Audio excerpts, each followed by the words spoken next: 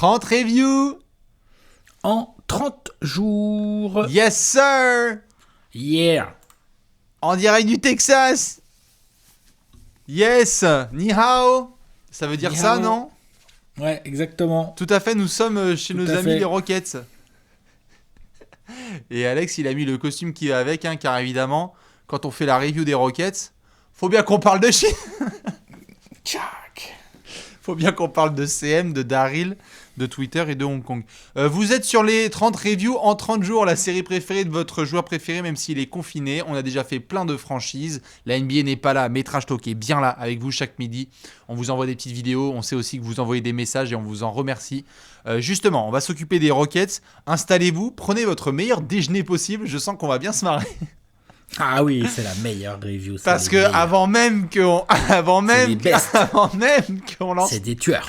Avant même qu'on lance le rec, on savait très bien que ça allait être une dinguerie. On va essayer d'être le plus sérieux possible. Mais les fans des Rockets, vous-même, Bien vous sûr. savez, il y a plein de choses à dire.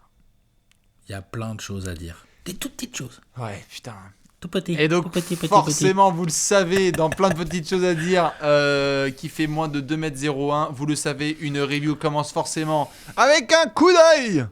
Dans le tout petit rétroviseur. Voilà, dans le mini-viseur.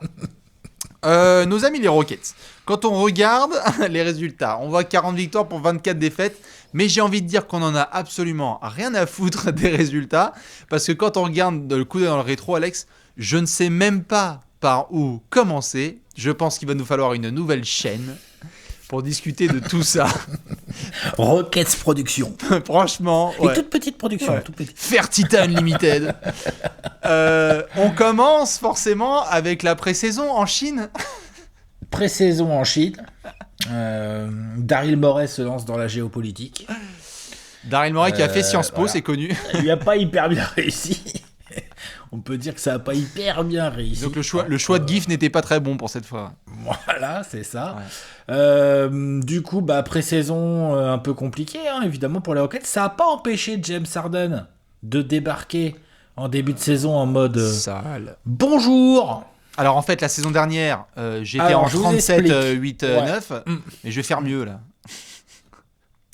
Michael quoi, vous dites Kobe quoi? Non, attendez. Je vous explique comment... Voilà. Alors, donc, l'autre, il a démarré quand même, faut le dire, Non, pied au plancher, très sérieusement. Il était avec Hein, plus il de a pas 40 le points temps. de moyenne. Genre là, il a démarré extrêmement salement. Pendant que Westbrook, on était là, oh là là, Westbrook, ça adapte pas, oh là là, il prend trop de 3 points, Bien sûr. oh là là, c'est le bordel.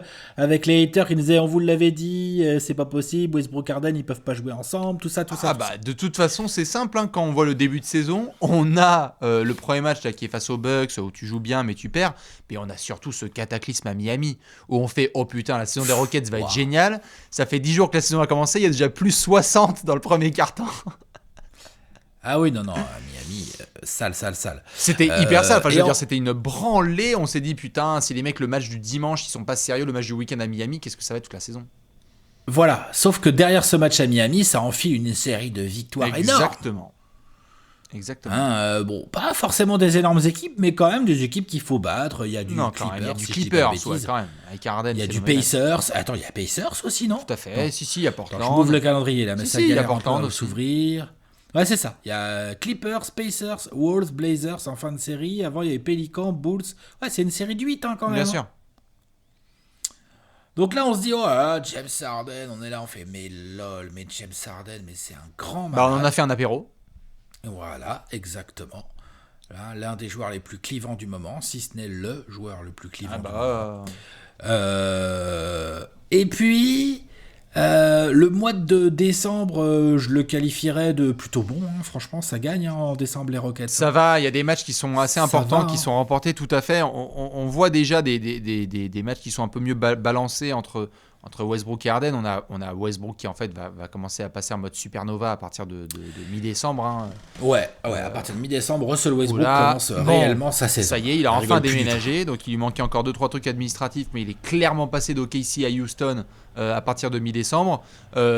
Pendant cette période-là, il faut quand même souligner le fait qu'on ne peut pas compter sur Gerald Green qui s'est blessé, on ne peut pas trop compter sur Eric Gordon aussi qui s'est blessé, que en termes de bonne surprise, on a quand même Ben McLemore qui fait le taf.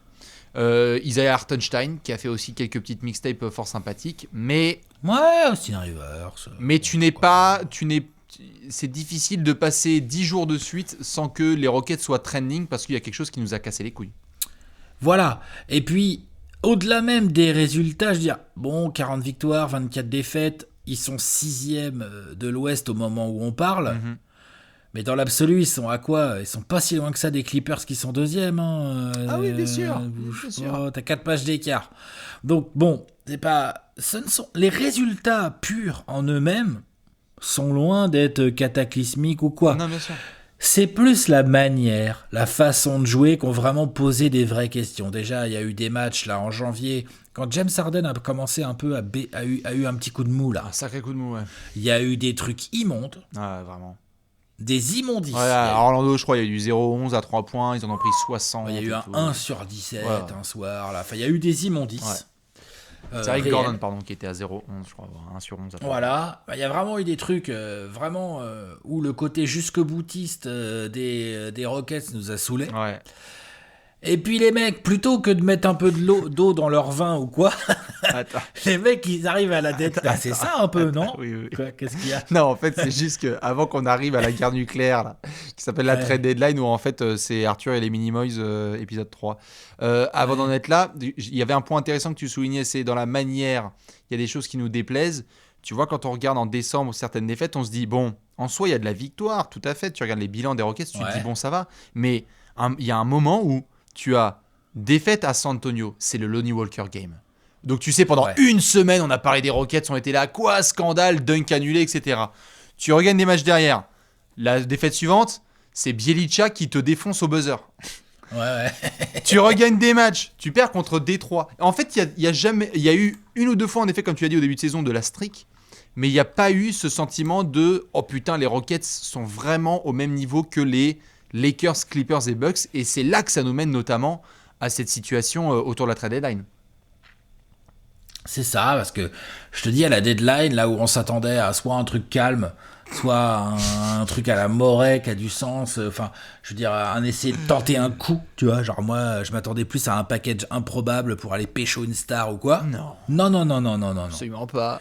Les mecs, ils ont fait, tu sais quoi ? En fait, Capella, il va être très bien à Atlanta, et nous, on va récupérer Robert Covington. Exactement. Évidemment, bien sûr. Nous avons besoin de jouer encore plus petit. Donc, en fait, Tyson Chandler, ça va. C'est-à-dire qu'on va, on va très clairement. Très bien. Non, même pas. Hartenstein, il va être envoyé en G-League. En l'espace de 48 heures, ils vont clairement. Il y a un espèce de je sais pas si c'est un amendement qui est passé dans l'état de Houston, mais genre vous faites plus de 2m03, vous êtes mort. Attends, ils ont récupéré Jeff Green quand même. C'est 2-0-3 Jeff Green. Jeff Green, il est grand. Jeff Green, il est immense. Desmarais Carroll, bon bah alors laisse tomber. Ah bah c'est un géant. Ils ont vu Jordan Bell, ils ont fait non, parce que tu sais ils l'ont récupéré dans un trade avec tous les gars, ils ont fait genre non. Il était dans le trade à 4. Tout à fait. C'est dans le trade à 4 qu'il était. Ce trade est assez hallucinant parce qu'on voit Capella qui n'était plus trop utilisé. On avait vu déjà les prémices pendant les playoffs. On avait vu des 5 avec Ariza et Tucker en... Ouais, rigole pas. Oui, avec Ariza et Tucker en pivot et Eric Gordon en poste 5. Et donc on voit le trade de Capella, c'est la fin d'une aventure quand même. C'est assez marquant ça pour les fans des Rockets cette saison. C'est marquant, et surtout c'est marquant pour les fans, c'est la fin d'une aventure, et surtout c'est le début d'une autre. Tout à fait. Parce que là, qu'est-ce qu'ils nous disent là ? Bon après, donc là on a une suspension, on verra, est-ce que ça reprend, est-ce que ça reprend pas ? Mais si ça reprend, Houston est en route pour les playoffs, on verra à quelle place exactement, mais Houston est en route pour les playoffs, sans pivot, sans même de réel ailier fort. Enfin, je veux dire, personne fait 2 mètres dans le 5 majeur. Quoi. Ah non, clairement. Si, Covington, il doit faire 2 mètres quand même. Oui, quand même, il y a des gars qui font un peu plus. Mais non, sinon, c'est clair qu'ils ont mis all-in et ils ont décidé, comme on a fait des apéros, de partir en mode laboratoire, c'est-à-dire, oh putain, qu'est-ce que ça va donner face aux Lakers, face aux Nuggets, etc. Voilà. Bon, au final, il y a une pandémie, donc tu peux pas savoir ce que donne ton micro-ball, puisque ce n'est même plus du small ball, hein, on est passé sur le micro-ball. Le coup d'œil dans le rétro, quand on le symbolise, c'est vraiment ce dont on a parlé tout au long de la saison, c'est ce ultime hurrah, c'est-à-dire la très probable dernière saison de Mike D'Antoni, Daryl Morey all-in avec ses choix de transfert, micro-ball dans tous les sens. Fertitta, pareil, il l'avait dit en début de saison, c'est cette année ou jamais les frères. Donc on a vu aussi. c'est vraiment dur pour eux, ce break dans la saison. Tu trouves ? Putain, quand même. Je dis pas qu'ils ont un temps infini devant eux, hein, mais t'as quand même le sentiment que là, ils voulaient tout donner. Ils voulaient tout donner dans la bataille. Il y avait un côté très 300, tu vois. Il y avait un côté très Gérard Butler. Les mecs, ils étaient prêts avec la hache. Ils disaient que l'enfer nous tombe dessus, on est prêts. C'est vrai, mais si ça reprend pas du tout, ouais, c'est un gros coup dur pour eux. Si ça reprend un peu avec un truc un peu chelou, un peu bizarre, un calendrier courté ou je sais pas quoi, ok ? Ouais. Je pense qu'ils font partie des équipes qui peuvent vite être en route. Ah oui ? Si Westbrook et Harden, ils vont faire ok, pas de problème. Allez, vas-y, file-moi le ballon. Non, Il est où le ballon ? bien sûr. Il est où le ballon ? Eh bah c'est bon, on peut jouer. Nous, Ça rejoue notre modèle, il est connu depuis le début. Hein. On sait comment on joue tous les soirs. Ouais, voilà, c'est ça. Ils n'ont pas besoin de faire des entraînements tactiques. C'est uniquement une histoire de préparation physique, quoi. C'est ça. Faut être en forme, quoi. C'est ça. Bon, après, ça veut pas dire qu'on clash uniquement les Rockets et qu'on dit qu'il n'y a pas de tactique, hein, parce qu'il y en a, mais il y a beaucoup de free offense où on voit les joueurs improviser quand même pas mal. Ça repose beaucoup sur Harden et Westbrook, tout à fait. Sur 2 joueurs et les 3 autres qui sont sur le terrain en même temps qu'eux. Ils doivent se placer à peu près bien et rentrer des tirs et défendre, quoi. Tout à fait. On a parlé très rapidement du côté supernova de Westbrook. Impossible de faire le coup d'un rétro sans parler quand même de son année 2020. Depuis qu'il a fêté la Saint-Sylvestre, l'autre, c'est n'importe quoi. Enfin, je veux dire, au point même, très honnêtement, que je pense chez les fans des Rockets, sur les 3 derniers mois, qui tu préfères regarder entre Harden et Westbrook, alors qu'il y en a un qui est beaucoup plus identitaire que l'autre, c'est chaud quand même. Waouh, c'est chaud. C'est fou de voir en un an à quel point ce mec était, je veux dire, ils achetaient le maillot de Westbrook pour uriner dessus, parlons franchement. À Houston, il y avait une animosité envers Russell qui était dingue, et aujourd'hui, je veux dire, les mecs, ils sont en adoration totale. Ça m'étonne tellement pas c'est tellement typique de ce genre de joueur qu'est Westbrook, c'est-à-dire que tu l'aimes pas, il t'énerve et tout, puis un jour il arrive dans ton équipe et tu regardes les matchs et tu fais mais merde, putain de merde. Mais quel volume de jeu, comment on fait ? C'est quoi ce malade ? C'est sûr. Et c'est ça qui est fort avec Westbrook, c'est que même quand ça allait mal au début, on a bien vu, c'est compliqué pour lui, il a quand même dû s'intégrer, devenir un lieutenant d'Arden, moins de ballons en attaque, c'est différent, même s'il a encore beaucoup de tirs, en fait finalement il a quasiment autant de tirs qu'Arden, je pense, mais c'est une utilisation différente. Bien sûr. Et là, il est en train de réussir son adaptation. Tout à fait. Dans les grands moments et matchs qu'on vous souhaite de regarder, qu'on vous conseille de regarder, il y a absolument tous les matchs des Rockets cette saison. Non mais sinon il y a les matchs, je crois c'est à Boston, hein, notamment qui est absolument fou avec Westbrook Supernova. On a eu les Clippers, c'est très bien. Très bien. Il y a eu un démantèlement des Sixers avec Capella et Harden qui sont proches de la perfection dans le jeu. Oui, c'est vrai. Et puis évidemment, n'hésitez pas si vous avez la haine à regarder fin de match contre les Kings, fin de match contre le Jazz aussi, hein, Bogdanovic. Ouais, c'est vrai. Beaucoup de moments très très marquants. En tout cas, ça a été un vrai plaisir de regarder ces Rockets-là. Et nous, on va s'occuper d'un aspect qui fait vachement plaisir à Houston, Alex. Ouais, c'est le côté salaire. Tout à fait, on va regarder où est passée la thune. Mais où est passée la thune ? Les barbus, les brodis, le flouze, la fraîche. Tout à fait. Et encore du barbu. Et encore du brody. Où sont passés les CP3, comme on dit. Où sont passées les thunes, les thunes qui étaient dans les popoches de Chris Popol. Vous le savez, dans cette section, c'est simple. On va parler un peu des finances. Et là, on va beaucoup moins rigoler. Alex, tu n'as pas le droit de ricaner. Ce ricanement est non autorisé. Nous sommes dans les finances des Rockets. On prend une lanterne et on s'aventure gentiment dans les méandres de Tillman Fertitta et de Daryl Morey. Voilà, donc grosse surprise, il n'y a pas de flexibilité. Hein. grosse surprise. Hein. Ah non. Pour une raison assez simple. Hein. Cette saison, Westbrook-Harden, c'est 76-77 millions. Là, 2020-21, ça sera 82 millions. 2021-22, 88 millions. 2022-23, s'ils prennent tous les deux les player options qu'ils ont dans leur contrat, hein, franchement, ils ont intérêt à les prendre, je pense, puisque c'est 47 millions chacun, soit 94 millions à deux. C'est ça. Voilà. Et autour, ça va, t'as pas grand monde en fait. Hein. T'as le contrat d'Eric Gordon, qui est quand même un contrat, je veux dire, entre là, c'était 14, ça passe 16, 18, 19, 20, quoi. Hein. Le contrat de Covington, il est à 12-13 millions, enfin, franchement, rien d'incroyable. Austin Rivers, ça a été géré, c'est PJ Tucker, le gros dossier. PJ Tucker, Austin Rivers, je crois que c'est une player option, mais il gagne 2 millions, 3 millions par an. Non, mais c'était bien. C'était bien, en fait, quand l'année dernière, on a vu notamment les Rockets se dire bon, bah, on va conserver certains gars. Ils ont fait bon, bah voilà, on va miser sur McLemore. Ça marche. Daniel House, Austin c'est Rivers, pareil, il ça a marche. 3-4 millions par an. Exactement. Donc, non, en soi, c'est honnête. Et en attendant les développements des Hartenstein pour voir ce que ça donne, mais ce dossier PJ Tucker est quand même, va être fascinant à Il observer. en a encore une, en non garantie. Elle est il a non 8 garantie. millions la saison prochaine. Ouais. Mais elle est non garantie. Et Ouais, mais ils peuvent la garantir, Tout- Houston. tout à fait. Mais on peut voir 8 aussi. millions PJ Tucker, franchement. Non, mais c'est parfait. Mais il faut voir aussi quel leverage PJ Tucker va vouloir aussi utiliser. Lui qui n'est pas quand même con, hein, c'est un joueur assez malin et qui voudra voir comment aborder la suite à la fois sur le marché de 2021 et surtout s'il veut continuer à Houston.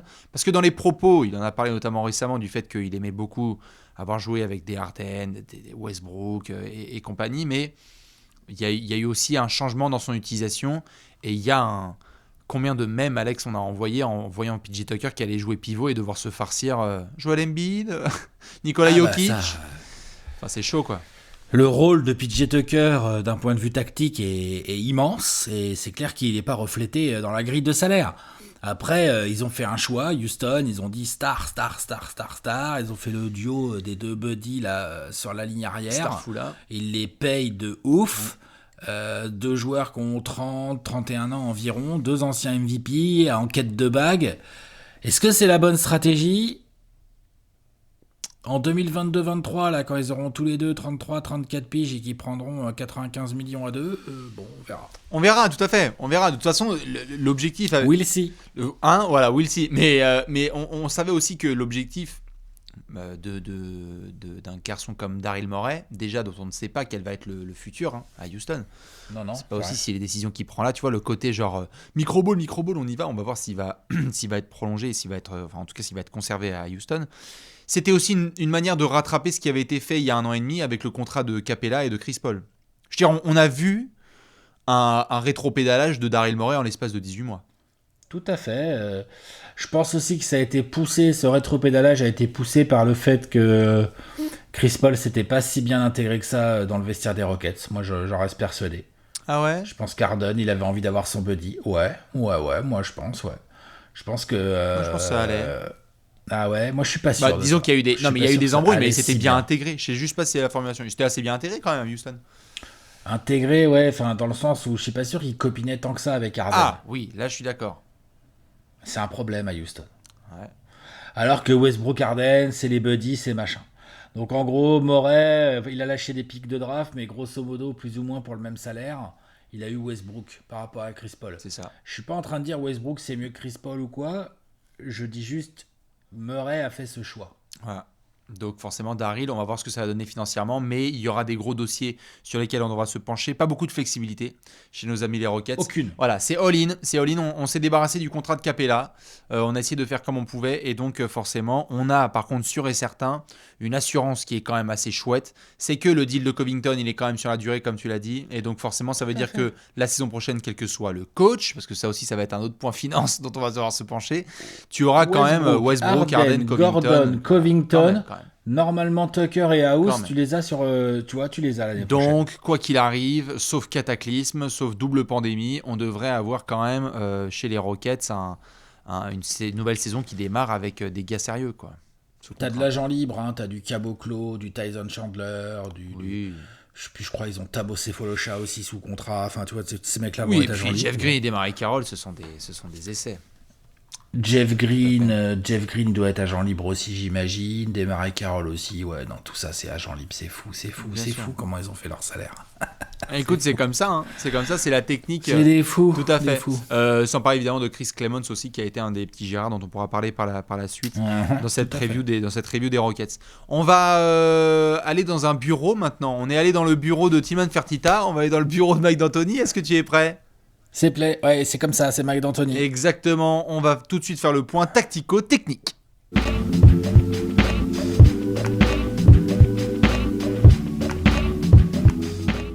Le point tactico-technique. Ouais, Alex. Avec un gros H. Comme Hartenstein. Comme Hartenstein, comme Harden. Le point tactico-technique avec un gros H. On a totalement lâché prise. Sur nos amis les Rockets, vous le savez, comme on l'a dit, Mike D'Antoni, l'objectif sera de faire cette section sans péter un câble. On est d'accord ? Ouais, Je préfère mettre les avertissements avant cette section. Parce que je sais que les fans des Rockets, s'il y a bien eu, il y a plein de sujets sur lesquels on a pu être en débat et en désaccord avec quelques fans des Rockets. L'utilisation d'Harden, à quel point il est fort, trophée de MVP, etc. Mais je trouve que s'il y a bien eu quelque chose sur lequel on a eu une sorte d'amitié, de fraternité dans cet océan de haine et de critiques, c'est le travail de Mike D'Antoni avec cet effectif-là. C'est-à-dire ?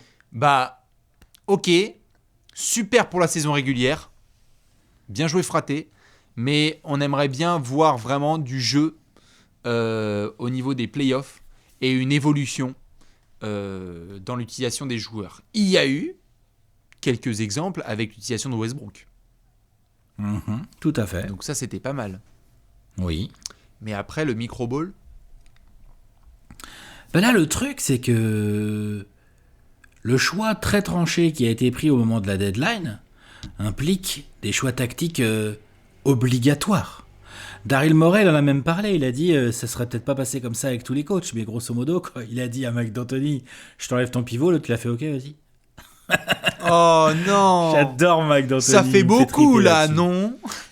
Et donc du coup, l'idée évidemment, c'est qu'on se pose beaucoup la question, attention, Covington, Tucker, comment ils font quand il y a des big men, comment ils font pour tenir certains joueurs et tout. C'est vrai, Oui. c'est vrai, c'est un gros problème. Mais l'idée des Rockets là-dedans, est-ce qu'ils vont y parvenir ? Est-ce qu'ils vont ne serait-ce qu'avoir l'occasion de nous montrer ? Pour l'instant, on verra quand est-ce que la NBA peut potentiellement revenir, mais l'idée des Rockets là-dedans, c'est aussi, eux, de mettre des mots de crâne pas possibles aux coachs et aux tacticiens adverses.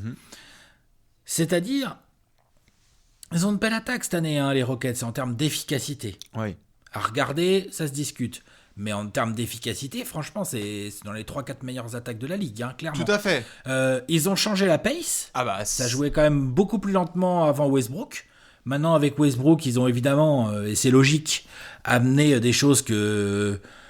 ils peuvent faire des choses que seul Westbrook peut faire. Westbrook, c'est une contre-attaque à lui tout seul. Tout à fait. Donc à un moment donné, il faut l'utiliser. Tout à fait. Rendons à César ce qui appartient à César. Tu le soulignes très très bien. Mike D'Antoni, on peut le critiquer comme on veut. Il avait dit en début de saison, on a Westbrook, on va pas jouer demi-terrain, on va essayer d'accélérer la pace. 6 mois plus tard, la pace elle accélère. Ouais, tout à fait.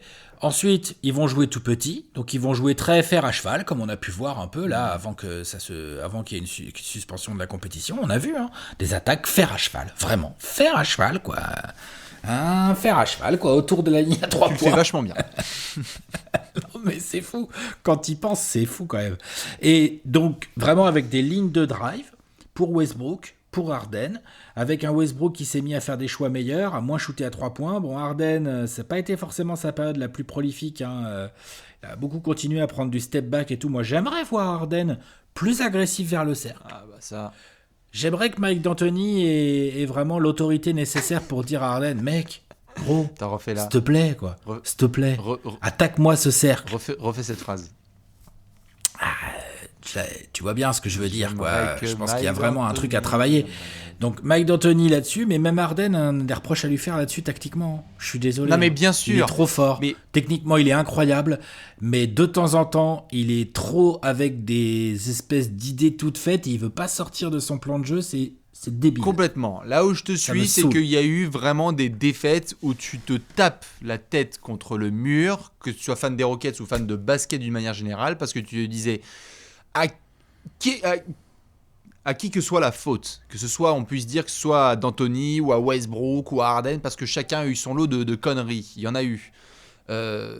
C'était un niveau de frustration qui était énorme, parce que tu vois ce talent et tu te dis, mais attends, c'est juste pas possible. Et puis, dans un contexte éventuel, parce que les Rockets, ils sont pas là pour gagner des matchs de régulière, ils sont là, soi-disant, pour faire une bague. Dans un contexte de play-off. Non, mais quand je dis soi-disant, genre, moi, je trouve qu'ils ne montrent pas, pour l'instant, ces ambitions-là. Je trouve que c'est trop faiblard tactiquement, parce que dans un contexte de play-off où... Quelles sont les équipes qui gagnent des campagnes de play-off sans s'adapter ?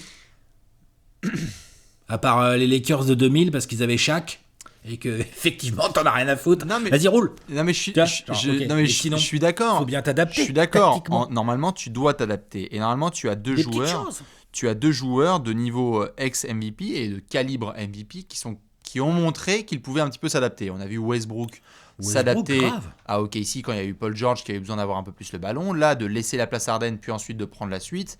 Harden, quelque part, on parle souvent de Westbrook qui s'est bien ajusté.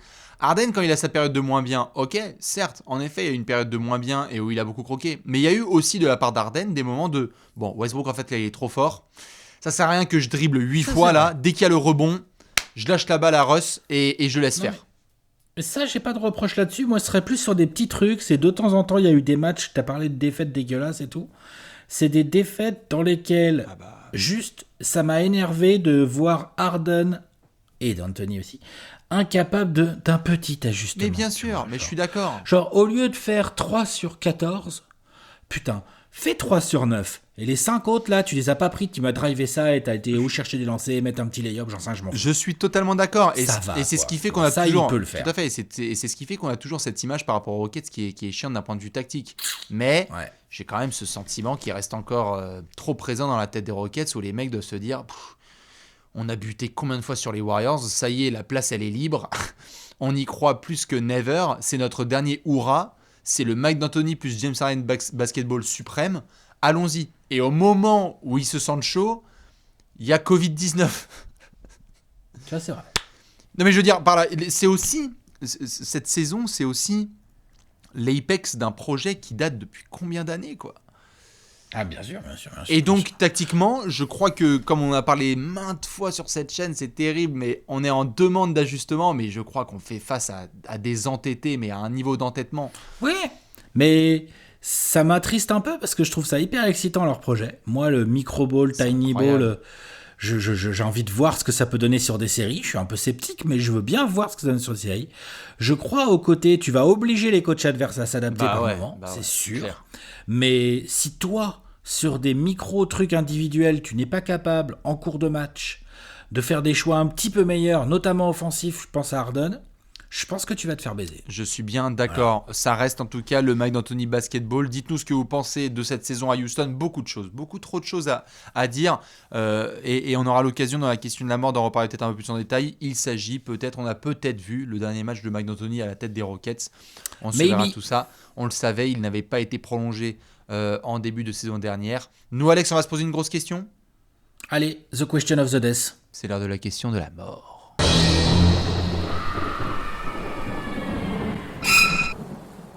La question de la mort.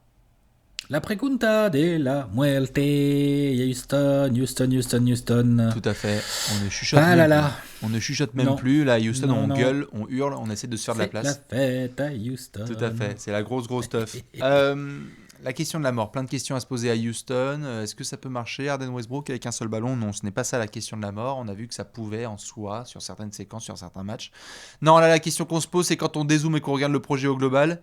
Que ce soit là, quand il y a une saison qui reprend, ou surtout la saison suivante, c'est qui le coach, c'est qui le GM, c'est quoi le projet, vu qu'on arrive à un espèce de carrefour, à un ravin, à une issue, à une décision importante dans l'histoire de la franchise de Houston, Texas.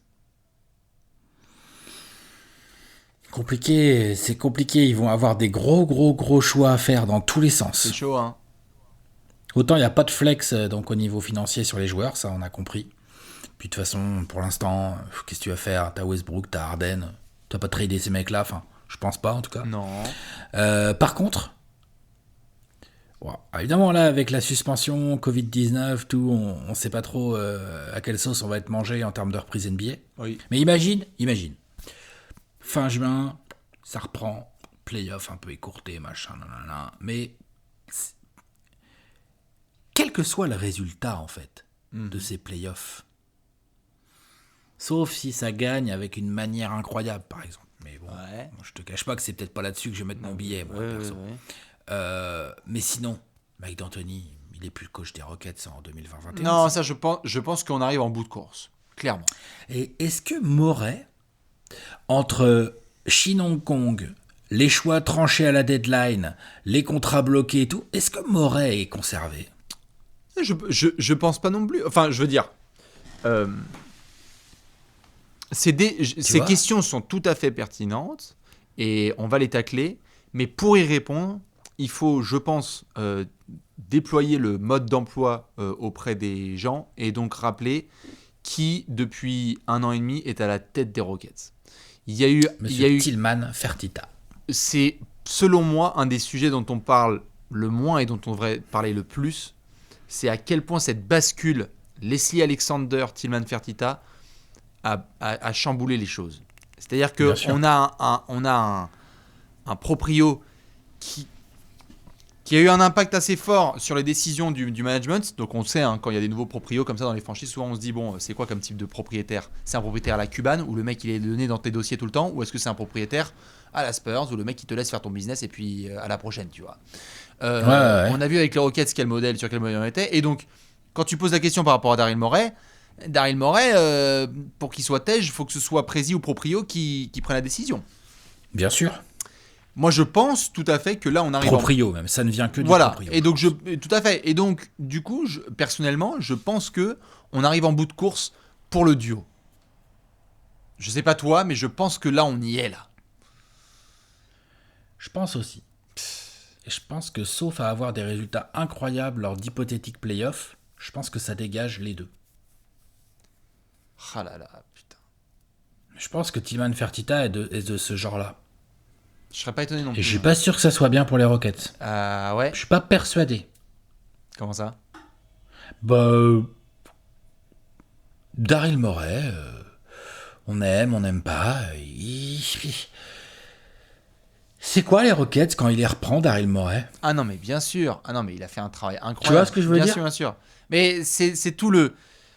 Putain, qu'est-ce qu'il a marqué la décennie ? C'est tout le truc autour du profil et du CV de Daryl Morey. C'est à la fois quand il les récupère, putain, bon, il les remet tellement haut, et le choix de miser sur Harden avec ce trade à OKC, et puis de miser sur Capella, et puis il y a plein de choix qui ont été fous. Et en même temps... Fou, Chris Paul, bien sûr. PJ Tucker, enfin, il y a des choix qui ont été absolument fabuleux. Même Mike D'Antoni, enfin, je veux dire, c'est lui aussi qui fait genre, tiens... Mike D'Antoni, c'est malin. C'est bien sûr, et qui va faire genre OMG, j'ai vu Steve Nash sous Mike D'Antoni. Waouh, James Harden sous Mike D'Antoni, on y va, let's go. C'est un choix Morey, et là-dessus, c'est ce qui fait qu'il va être marquant. Mais toi, tu trouves que c'est dommage, ouais ? J'ai l'impression qu'on est arrivé à bout là. Stop. Ce que j'arrive pas à voir, c'est est-ce que c'est forcément un duo Morey-D'Antoni, quoi. Pour moi, D'Antoni, c'est fini, c'est mort. Sauf si son fer à cheval là, il casse les playoffs, tu vois, par exemple. Ouais. Ok, bon. Avec, tu vois, des bons choix, des fins de match gérées par Mike D'Antoni, enfin des trucs dont on doute quand même très fort. Oui. Mais sinon, il dégage pour moi. Après, la question qui va se poser en haut lieu, au-dessus de Daryl Morey, du côté des Rockets, c'est toi, en tant que chef d'entreprise, chef de franchise, tu vois, tout ça, Oui.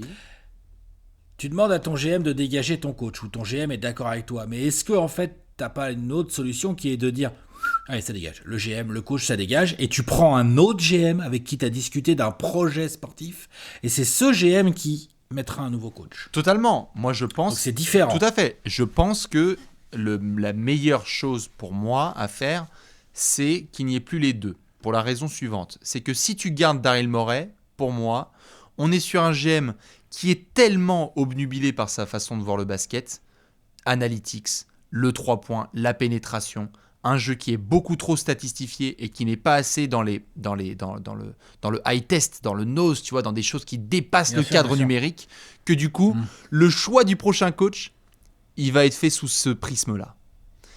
C'est-à-dire que c'est un coach qui, selon moi, va être pris... Si Morey est toujours là, il va prendre un coach qui va, du coup, être en accord avec sa façon de voir le basket et donc sa façon de statistifier toutes les choses. Et je crois pas que ce soit la meilleure chose. C'est-à-dire que tu as souvent mis en avant, et Dieu sait le nombre de fois où on a discuté et où je te suis là-dessus, combien de fois on a dit il faudrait justement une révolution un peu dans le jeu d'Harden et dans le jeu de Westbrook, quelqu'un qui a une poigne. Ça ne peut pas passer par Morey pour moi. C'est possible. Après, l'autre question, c'est est-ce que Fertitta, il est capable de se rendre compte de ça ? Alors, se rendre compte, à ce point-là, je ne sais pas. Par contre, prendre des décisions à chaud et virer du monde, je pense qu'il l'a montré pendant cette pandémie qu'il pouvait virer du monde sur un coup de tête. No comment. Non, bien sûr, no comment, effectivement, là-dessus. Mais, ouais. Compliqué, parce que, je te dis, là, pour prendre ce genre de décision, il faudrait des playoffs. Même pas. Quand même. Franchement, non mais oui, dans l'idéal, t'as des playoffs, mais ce que j'ai pas savoir, là, t'as fait un pari complètement fou, t'as envie de voir juste ce qu'il donne, ton pari. Évidemment que t'as envie, ce serait incroyable. Ce serait elle passe ou elle passe pas, la cote à 1500, là? Ce serait exact. C'est ce que je veux dire. Non mais franchement, ce serait un what if tellement incroyable et tellement Rockets que là, il y ait ce projet et que les mecs soient soient virés et qu'on ne voit jamais. Tu vois la mise en pratique de ce truc-là. Je suis d'accord. Ce que je veux dire, je suis d'accord et je veux qu'en soit ils aient l'opportunité. Mais s'il n'y a pas lieu, il faut un autre recrutement. Il faut d'autres choses, quoi. Il faut d'autres choses. C'est très bien ce qu'il a mis là comme base. Putain, dans cet effectif, t'as 2 MVP, quoi. C'est un truc. Combien de franchises adoreraient pouvoir avoir ça? 2 MVP qui se kiffent et qui ont 30 piges. Genre, c'est la recette d'un truc qui peut marcher. Mais il te faut un gars à côté qui... je sais pas, j'ai envie de regarder en arrière et de voir, putain, il y a des choix qui ont été faits, notamment, c'est pas pour cette review que je voulais en parler, mais c'est pas grave, je vais mettre cet exemple-là. Tu t'en souviens quand il y a le nouveau management et les nouveaux décisionnaires des Warriors qui sont arrivés et que les mecs ont fait, Monta Ellis, c'est le joueur le plus kiffé de Golden State, j'en ai rien à foutre. On va prendre Andrew Bogut. On va trade tous les mecs là qui sont kiffés, etc. Non, mais... Et c'était pas ce qui était le plus apprécié. Mais à quoi ça a mené, quoi? Non mais je te suis là-dessus. Juste, j'aimerais bien leur donner une chance. Juste voir à l'œuvre le truc. Mais moi aussi, Alex, parce que j'ai trop de popcorn chez moi. Déjà parce que j'aime bien rigoler. Déjà. Hein, donc quand t'aimes bien rigoler, t'as envie de voir un peu ce que ça peut donner, ce truc-là. Ouais, et quand on dit rigoler, c'est pas une punchline, qu'on soit d'accord. Non, c'est parce que c'est fascinant, qu'on soit d'accord. Non, parce qu'il y en a qui vont mal le prendre. Historique. Oui, voilà. Non, moi je suis vraiment excité. C'est un vrai sentiment. J'ai envie. Là, si les playoffs devaient commencer aujourd'hui, donc nos amis les Rockets, ils sont 6e, ça joue les Nuggets. Fais-moi kiffer. Je veux bien voir Robert Covington et PJ Tucker sur Jokic. Fais-moi kiffer. Et je veux bien voir comment font Murray et Gary Harris pour se bouffer Westbrook et Harden. Fais-moi kiffer. Harden sur Millsap. Fais-moi kiffer. Je veux bien exactement. Tu vois, c'est ça. Je veux bien voir en fait ce que ça donne et comment Malone utilise Jokic. Jokic, il peut switcher sur Westbrook et Harden, Jokic.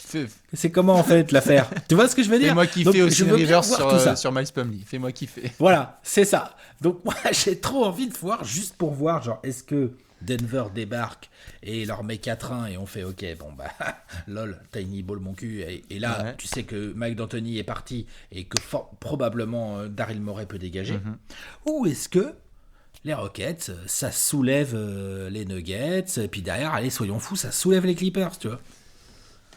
C'est avec des trucs de fou, avec Harden qui fout 36 points et tout ça. Bien sûr, mais j'ai envie de voir. Je suis d'accord avec toi parce que j'aime les bonnes séries de télé-réalité, donc j'ai envie de voir ces Rockets. Voilà, je suis d'accord, mais Alex, juste, on est d'accord. Là, le best.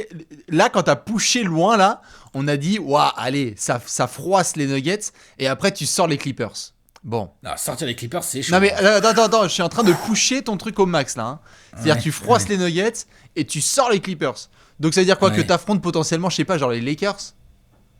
On sait pas. On sait pas, bien sûr, mais... Je ne sais pas. Cette équipe, elle est chelou. Ce Tiny Ball a un pourcentage, une probabilité de réussir qui, à mon avis, est assez faible. Faut qu'elle m'y revienne. Mais qu'il y a un côté jusque boutiste où... On sait, on l'a vu dans l'histoire du sport, parfois il y a des paris complètement fous qu'on payait. Eh oui, bien sûr. Et les Rockets 6e à l'ouest, et Mike D'Antoni. Est-ce que Daryl Morey et Mike D'Antoni, on en fait un ou pas? Est-ce qu'ils ont fait un pari qui les met à la porte direct et en mode on est là, on se fout de leur gueule et on dit ok, d'accord, super les gars, génial, tout ça, machin. Tiens, vas-y, Mike D'Antoni reprend plutôt Brooklyn. Tu vois, Atlanta. Genre...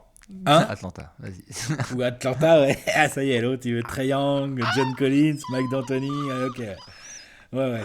Bref, mais tu vois ce que je veux Bien dire. sûr. Ou est-ce qu'on est là devant nos playoffs et à chaque match des Rockets, on fait putain. Mais évidemment. Oh, le délire, comment c'est Bien chiant à sûr. jouer et tout, tu vois. Genre, voilà. Et ça, moi, franchement, si je vis pas ça, là, je vais être frustré. Non mais je saoulé. suis Je te d'accord. le dis Je, direct, je hein. pense qu'il y a en fait, Je vais je être crois saoulé. qu'on parle de choses à la fois différentes, mais sur lesquelles on est d'accord. Je pense qu'on a envie d'avoir un retour de la NBA avec ces Rockets parce que c'est fascinant. Il y a un côté laborantin. Il y a 30 franchises, mais en fait, il y en a 29 plus une. C'est-à-dire qu'il y en a Mais une oui, qui est séparée de c'est ça ça. et qui fait son truc de son côté. Donc j'ai vraiment envie, moi aussi, que la NBA revienne et qu'on puisse voir ça. Mais je n'arrive pas à ne pas en fait penser à mes chers fans des Rockets et à me dire, il y a un moment où là, tu as deux mecs dans leur prime, 30, 31 ans et bientôt 32, etc. Et là, il faut des decision makers qui les fassent évoluer aussi dans leur compréhension du jeu. La saison prochaine. Moi, je te dis, je pense que de toute façon, ça va gicler. Eh bah, allez, vamos. Sauf s'ils nous font un truc de fou. Eh bah, écoute. Mais ça va gicler. Mais par contre, ce serait dommage que ça gicle sans qu'on ait eu les playoffs, là. Là, vraiment, moi, je serais vert. Comme dirait la jeune mariée. Nous sommes bien d'accord. Vert de chez vert. Exactement. Eh bien, écoute, nous, on va pouvoir enchaîner. Dites-nous ce que vous pensez sur cette grande question de la muerte sur les Rockets. Qu'est-ce qu'on fait cet été? Est-ce que ça continue ou pas? Est-ce que ça a du succès, le Tiny Ball? Est-ce qu'on se fait sortir 4-0 par les Nuggets? Nous, on va devoir enchaîner avec le trophée du peuple. Allez, The Golden, The Gerrard. Tout à fait, c'est l'heure du Gérard d'or.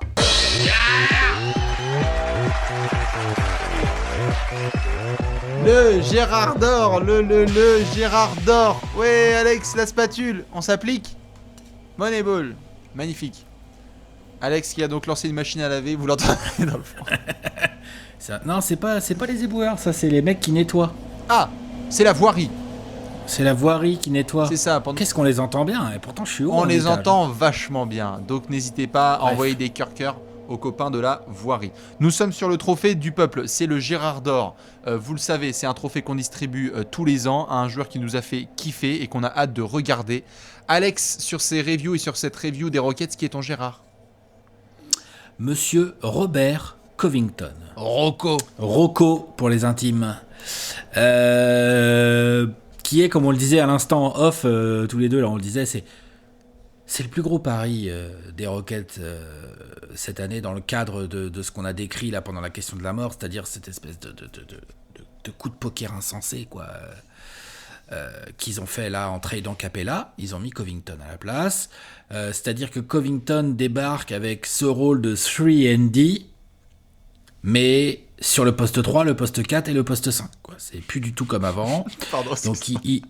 mais c'est ça. C'est un 3&D post 3, 4, 5. Bah, n'empêche, c'est vrai. Je veux dire, Covington, il est dans le 5 majeur. Si le 5 majeur, c'est Harden, Westbrook... c'est quoi le 5 majeur? Gordon. Harden, Westbrook, Gordon. Eric Gordon, Tucker, Covington, t'es d'accord? Tout à fait. Donc, le grand, c'est Covington. Ouais. Tucker joue pivot. Et Tucker, c'est le gros. Hein. Mais le grand, c'est Covington. Ce Tucker, il est plus petit que Covington. Tucker, il est plus petit que fait toi. Il fait juste 40 kilos de plus, par contre. C'est ça. Et puis, c'est du muscle. Hein. Ouais. Mais Covington, c'est lui le long. Mm. C'est lui le tu vois, le protecteur de cercle. Tout à fait. Mais d'ailleurs, le Pardon. duo était hyper intéressant. Hein. Covington-Tucker, on a vu des séquences défensives de ouf. Attends, mais bien sûr, on a vu des séquences défensives de ouf. En fait, le vrai problème de ce duo défensif, c'est quand tu tombes face à des grands qui ont de la vraie technique, quoi. Genre, notamment, on imaginait là un premier tour face à Jokic, aux Nuggets de Jokic. Ah, je pense quand même que j'aime bien Tucker Covington, mais ça va. T'aurais bien aimé Ça va avoir être chiant. Capella, ouais. Ça va être chiant. Si tu dois jouer les Lakers d'Anthony Davis, je pense que ça va être chiant aussi. Si tu dois jouer, je sais pas, des Blazers avec Nurkic, je pense qu'il y a moyen que tu sois saoulé aussi, tu vois. Ce genre de choses. Mais après, tu vas les saouler aussi, toi, de l'autre côté. Parce que sûr. qu'est-ce qui se passe de l'autre côté? C'est que Covington, lui, il joue sans ballon. Il est là pour prendre des 3. Il va se cacher dans les corners ou à 45 et il attend de voir un peu ce qui se passe sur les lignes de drive de Westbrook, Harden, et ce qu'il peut se placer pour recevoir un bon ballon. Et du coup, ça veut dire quoi? Ça veut dire que les intérieurs adverses, ils doivent être pas loin de Covington et Tucker dans les coins ou à 45. Donc c'est compliqué. Donc Covington, c'est mon Gérard parce que son rôle est complètement essentiel. Ah ouais.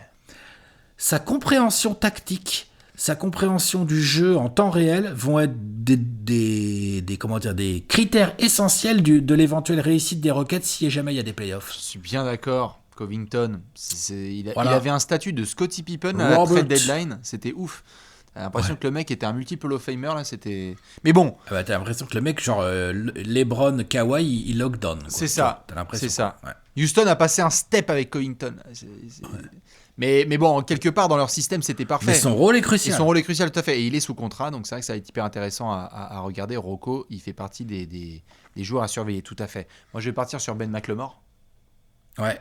J'hésitais avec évidemment Chris Clemons, qui est le Gérard de cette équipe. Hein. Ah, Ben McGérard, c'est un bon Gérard aussi. Ben McGérard, tout à fait. Ouais. Ben McLemore, c'est mon Gérard. Pourquoi ? Déjà pour le féliciter, parce qu'il a réussi à trouver sa niche, mine de rien, à Houston, en nous faisant une bonne petite saison avec 40% de ses shoots à 3 points rentrés. C'est bien. C'est bien. Après des débuts compliqués, on l'a vu passer par plusieurs franchises, notamment Sacramento, je crois du Memphis aussi, un peu à droite à gauche. Bon, ça y est, McLemore, je dis pas ça y est dans le sens ça y est, la carrière de McLemore est lancée. Non, c'est juste que McLemore a trouvé un spot qui était génial, notamment aussi parce que le contexte voulait qu'il y ait des blessures, et donc il a eu des minutes, et donc on lui a dit système, alignement des planètes, système, blessure et coéquipier, Ben, tu vas courir, et quand tu vas avoir le ballon, tu vas shooter, d'accord ? Et tu fermes ta gueule. Mais tu vas juste shooter.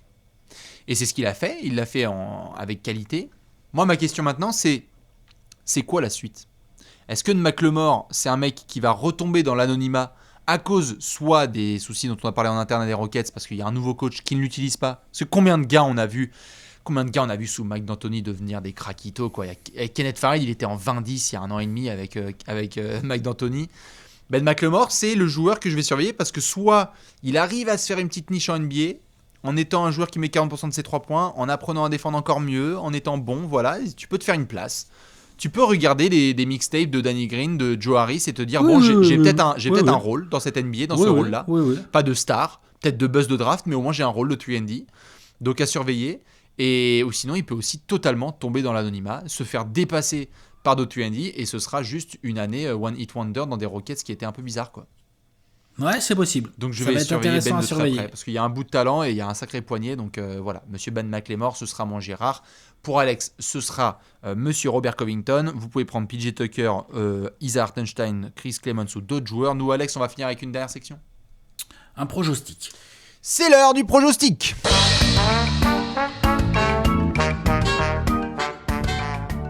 Projostic time. Le projostic, le mix entre une projection et un pronostic. Tout à fait, nous sommes dans le pronostic projostic, c'est le projostic time. Vous pouvez le faire aussi, vous aussi, 24 secondes pour Alex, 24 secondes pour Bibi, c'est simple. On fait la liste des courses pour nos amis les Rockets. Alex, est-ce que tu es prêt ? Je suis prêt. 3, 2, 1, Mouchi Norris. Si jamais ça reprend au niveau de la saison, quel que soit le calendrier, le format ou quoi, je les veux pied au plancher, on se pose 0 question, de toute façon l'effectif on va plus le changer, on sort le fer à cheval, Westbrook, Harden, ça fonce au cercle, et on essaie de lui mettre le maximum d'énergie, on voit ce que ça peut donner comme résultat. Si jamais on arrive sur une saison annulée et qu'on doit reprendre en 2020-21 direct, j'ai quand même l'impression qu'il faut tourner la page. À Houston, la page Moret d'Anthony. Voilà. Magnifique, 29. En plus, tu m'as coupé l'herbe sous le pied. Pourquoi ? J'ai pas grand chose à dire, tu vas voir. Bah, j'ai fait une synthèse de tout ce qu'on vient de dire. Non, mais t'as très bien fait. Regarde, c'était magnifique. Je vais essayer de faire aussi bien. 3, 2, 1, top chrono. Tout a été dit. Donc j'ai juste envie que la NBA revienne en fait. J'ai juste envie que la NBA revienne pour voir Westbrook et Harden se déchaîner là-dessus. Et vraiment, vraiment envie qu'il y ait un autre management et un coach parce que on a 2 joueurs all-time qui sont dans des top 100 all-time, qui reprendront par la suite. Et je pense que dans l'évolution d'une carrière, il faut qu'il y ait parfois des entraîneurs qui mettent des claques et qui redirigent un peu certains. C'est possible. Il est temps que ça soit le cas pour Harden et Westbrook. Voilà. Ok. Voilà pour nos amis les Rockets. Dites-nous, fans de la Rockets Nation ou observateurs venus de l'Antéchrist, ce que vous pensez de Houston, ce que vous avez vu, ce que vous avez hâte de voir. Nous, Alex, si je dis pas de bêtises, on se retrouve demain. On se retrouve demain. Qu'est-ce qu'on a demain ? Qu'est-ce qu'on a ? Je regarde vite fait. Hop. Ah oui. Eh ben demain, on va chez les nouveaux amis de Cricri. On va chez les nouveaux amis de Cricri. Oh, c'est magnifique comme timing. Et ben, on se fait des gros bisous. On se check à demain. Ciao.